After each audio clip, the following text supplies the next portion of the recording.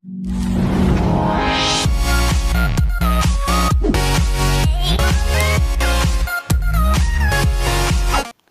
Question 13 number लिखा है कि एक स्कूल बस एक गांव से स्कूल तक दूरी 12 किलोमीटर प्रति घंटे की गति से तय करती है, तो 8 मिनट की देरी में पहुंचती है। यदि वो अगले दिन 20 की स्पीड से जाता है तो 10 मिनट पहले पहुंचता है। इस टाइप का क्वेश्चन जहां पर स्पीड को बढ़ाने या घटाने से समय में चेंज आता है, तो उसके लिए एक फॉर्मूला पहले भी बताए थे कि d बराबर S1 इंटू S2 बटा S2 minus S1 into time difference. तो यहाँ पर पहले कितना गया स्कूल, तो पहले 12 के स्पीड से गया, और अगला दिन वो कितना स्पीड से गया 20, तो 20 माइनस 12 कर देंगे।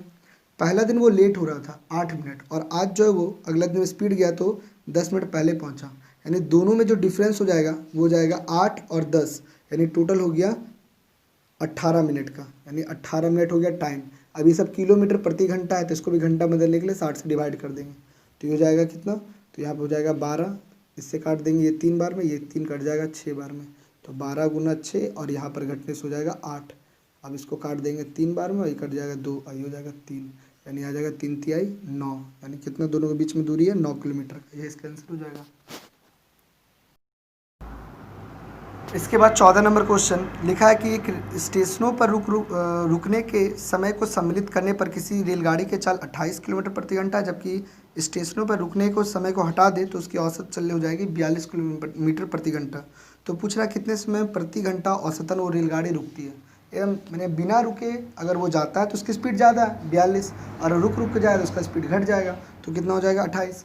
तो वही पूछ रहा है 1 घंटा में कितना समय रुका। इसको बनाने का सबसे आसान तरीका क्या है कि दोनों का अंतर को ऊपर लिख देंगे, तो दोनों का अंतर हो जाएगा 42 माइनस 28, और जो इसकी रियल चाल है यानी बिना रुके वाली सबसे बड़ी चाल जो होगी उसको नीचे लिख देंगे। अब ये जो निकलेगा ये घंटा में निकलेगा, घंटा में निकलेगा तो निकालते हैं इसको, कितना हो जाएगा, ये इससे घटेगा तो हो जाएगा 14/42, यानी काटने से हो गया 1/3। तो हम लोग देख रहे हैं 1/3 ऑप्शन में नहीं है, इसलिए हम लोग इसको मिनट बदलने के लिए 60 से गुना कर देंगे, यानी हो जाएगा 20 मिनट, यानी हर 1 घंटा में कितना मिनट रुकता है, तो 20 मिनट, ये इसका आंसर हो जाएगा। इसके बाद अगला क्वेश्चन नंबर 15 लिखा है कि एक कार कुछ दूरी 4.5 घंटे में तय कर सकती है। यदि इसकी गति 5 किलोमीटर प्रति घंटा बढ़ा दी जाए तो वह इतनी ही दूरी तय करने में आधा घंटा कम लगाएगा। तो कार की धीमी गति कितनी थी, यानी यहाँ पर जो क्वेश्चन है उसमें साफ साफ नज़र आ रहा है कि पहले उसका स्पीड कुछ भी था जिससे उसको समय लग रहा था कितना, तो उसको लग रहा था 4.5 घंटा, और अगर वो अपना स्पीड को क्या कर रहा है 5 किलोमीटर बढ़ा देता है तो इतना ही दूरी जाने में उसको आधा घंटा कम लगेगा। तो ये दोनों केस में क्या देख रहे हैं कि दोनों केस में दूरी सेम है, जितना दूरी वहाँ बोल रहा है उतना दूरी यहाँ भी बोल रहा है। जब दोनों का दूरी ही बराबर है तो हम लोग जानते हैं दूरी बराबर दूरी कर देंगे तो फॉर्मूला हो जाएगा दूरी बराबर चाल गुना समय बराबर दूरी बराबर चाल गुना समय, यही हो गया। तो पहला में स्पीड हमको नहीं मालूम था, अपने मन से मान ली उसका स्पीड x था, तो जाने में लग रहा था 4.5 घंटा, इसका मतलब 4 दूनी 8 और 9/2 एक जोड़ दिए। और अगर वो अपना स्पीड को बढ़ा देता है कितना 5, ऐसा हो गया, तब उसको जो समय है वो बता रहा है क्या कि आधा घंटा कम लगेगा, यानी कि 4.5 में आधा घंटा कम कर दिए तो 4, तो ये हो जाएगा 9x, और ये हो जाएगा 4 दूनी 8 यानी 8x, और 8 पंचे 40, यानी x बराबर हो जाएगा 40, यानी पहले उसकी चाल कितनी थी तो 40 किलोमीटर प्रति घंटा था। इसका अगला क्वेश्चन 16 नंबर लिखा है एक ट्रेन 10 सेकंड में बिजली का पोल और 18 सेकंड में 120 मीटर लंबा प्लेटफॉर्म को पार करता है, तो ट्रेन की लंबाई। इस केस में क्या देख रहे हैं कि एक ही ट्रेन है, वही ट्रेन एक बार किसको पार कर रहा है तो बिजली के पोल को पार कर रहा है, और वही ट्रेन एक क्या चीज़ को पार कर रहा है तो प्लेटफॉर्म को पार कर रहा है।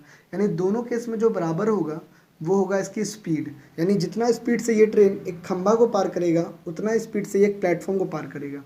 तो दोनों में जब स्पीड बराबर है, यानी इसका स्पीड बराबर, दोनों केस में स्पीड बराबर, तो स्पीड का फॉर्मूला हो जाएगा d1/t1, यानी दूरी बटा समय बराबर दूरी बटा समय। हम लोग जानते हैं कि जब कोई खंभा को पार करता है तो ट्रेन अपनी खुद की लंबाई को पार करता है, तो ट्रेन का लंबाई नहीं दिया हुआ, तो मान लिए x, यानी x दूर पार करने में उसको लग गया 10 सेकेंड। और जब ये प्लेटफॉर्म को पार कर रहा था जो कि 120 मीटर लंबा है, तो ट्रेन का लंबाई या प्लेटफॉर्म का लंबाई दोनों जुड़ जाएगा, तब यहाँ पर जो हो जाएगा x प्लस 120, और यहाँ पर जो समय लग रहा है वो कितना लग रहा है तो 18 सेकेंड।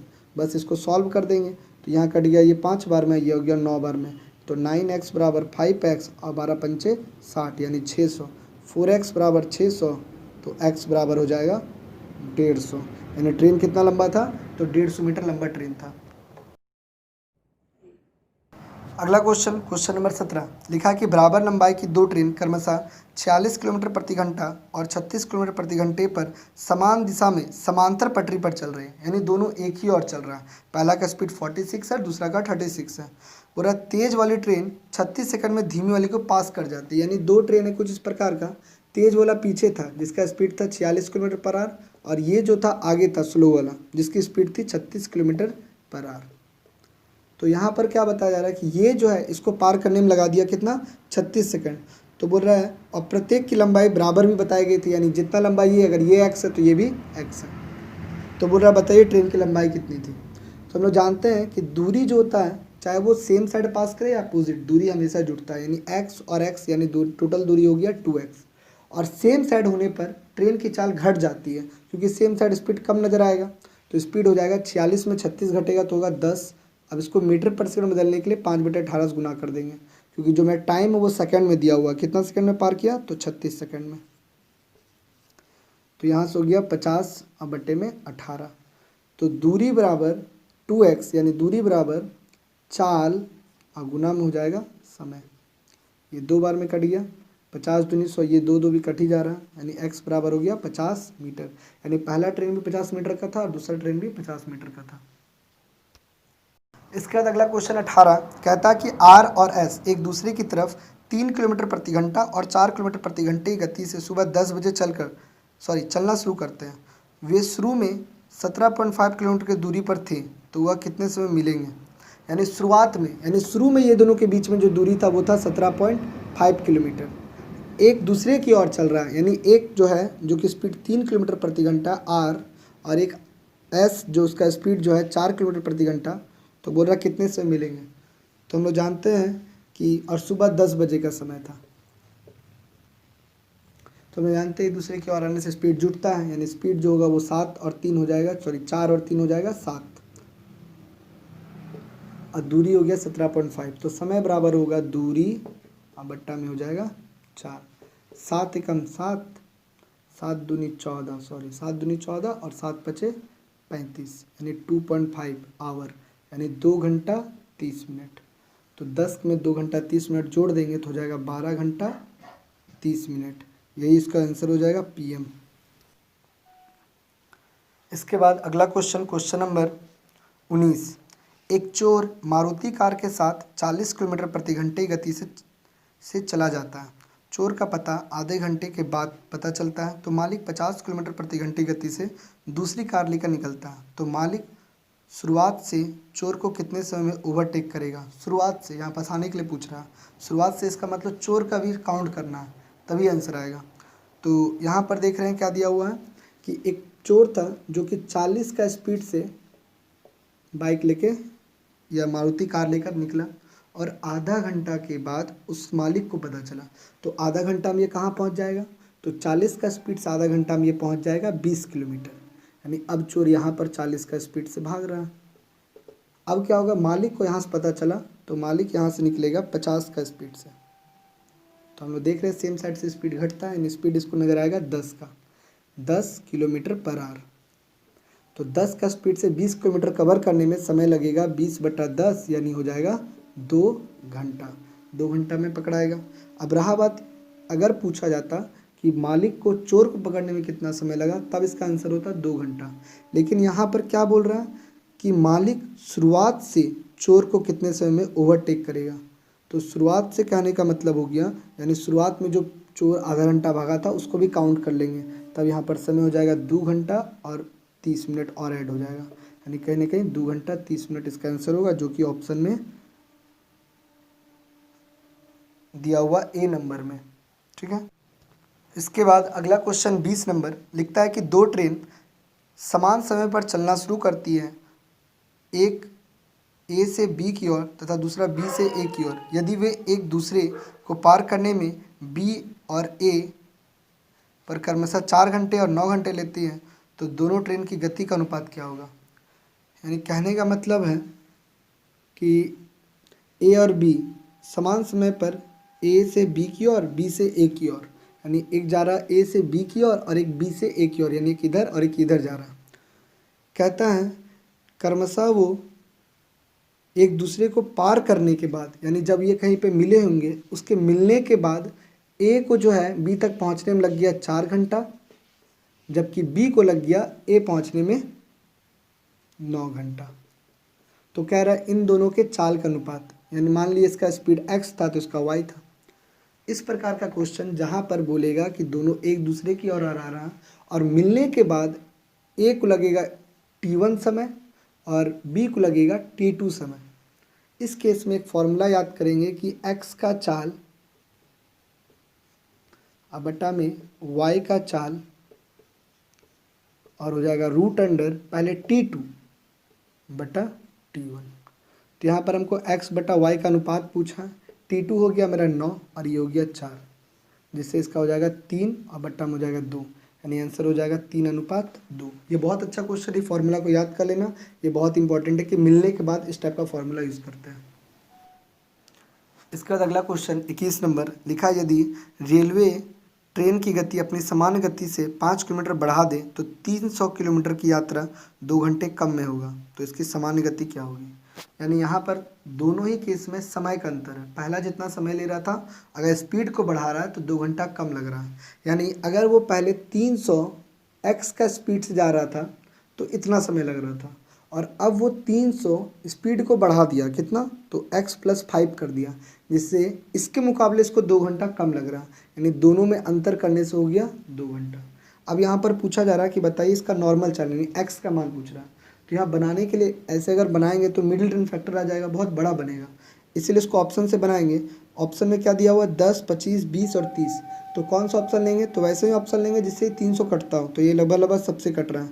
तो अगर हम लोग चेक करते हैं, जैसे कि इसका आंसर होगा, जैसे हम लोग सी नंबर को चेक कर लेते हैं, लग रहा वही होने का चांस है। तो 300/20 और ये हो जाएगा 300/25। तो ये और ये कट गया, ये हो गया कितना, 15, और ये से कटेगा तो 25 से कम 25 और 25 दूनी 50, 15 में से 12 घटेगा तो बच रहा है 3, तब यानी ऑप्शन नहीं होगा।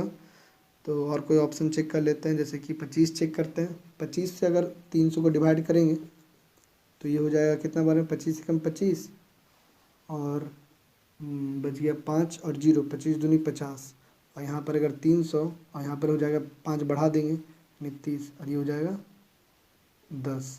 तो 12 में से 10 जाएगा तो 2 घंटा आ गया, 2 घंटा। इसलिए इसका आंसर हम लोग कितना रखें, x बराबर 25, इसलिए इसका आंसर हो जाएगा 25 किलोमीटर प्रति घंटा। ऑप्शन थ्रू बहुत आसान पड़ेगा, थोड़ा सा 1-2 ऑप्शन चेक करने में दिक्कत हो सकता है, लेकिन यही तरीका सबसे अच्छा रहेगा। इसके बाद आगे बढ़ते हैं, अगला क्वेश्चन नंबर 22 लिखा है कि बिंदु A और बिंदु B 60 किलोमीटर की दूरी है, यानी A से B का दूरी है 60 किलोमीटर। एक बस A से और जबकि दूसरा बस B से चलती है, एक ही दिशा में जाती है तो 6 घंटे बाद मिलती है, यदि विपरीत दिशा में जाती है तो 2 घंटे बाद मिलती है। तो अधिक गति वाली बस की गति पूछा जा रहा है, यानी अधिक गति जिसका ज़्यादा स्पीड उसके बारे में पूछा जा रहा है। यानी कहने मतलब इस प्रकार का है कि A और B दोनों के बीच में दूरी है 60 किलोमीटर। एक बस इधर जा रहा था तो एक बस इधर जा रहा था, अगर सेम साइड जाने में तो ये बस इसको पकड़ने में लगा दिया 6 घंटा, और जबकि अपोजिट यानी जब ये इधर आएगा और ये इधर आएगा तब इसको समय लग रहा है 2 घंटा का। तो हम लोग जानते हैं कि मान लिए ये बड़ा चाल होगा, ये छोटा चाल, क्योंकि बड़ा चाल पीछे तब ना इसको कवर करेगा, यानी हम मान लिए x तो ये y, तो सेम साइड होने के कारण चाल घट जाएगा, x - y, जिससे दूरी कितना कवर करना है 60, के घंटा लगा दिया 6, यानी इसका मान आ गया 10, यानी x - y बराबर 10। और अगर दोनों सेम मैंने विपरीत आ रहा होता है तो वहाँ पर स्पीड जुट जाएगा, तो ये 60 करने में उसको तय करने में लग गया 2 घंटा, यानी कि 30। अब यहाँ पर x का मान पूछ रहा है, तो क्या करेंगे, y कट जाएगा और x से जुट के हो जाएगा 2x, और ये 20 और 30 मैंने 30 और 10 40, तो x बराबर आ जाएगा 20 किलोमीटर प्रति घंटा। यानी कि जो स्पीड वाली तेज थी उसका 20 है, और अगर स्लो वाला पूछेगा तो यहाँ बैठा देते, उससे भी निकल जाता। समझ आ गया होगा सबको।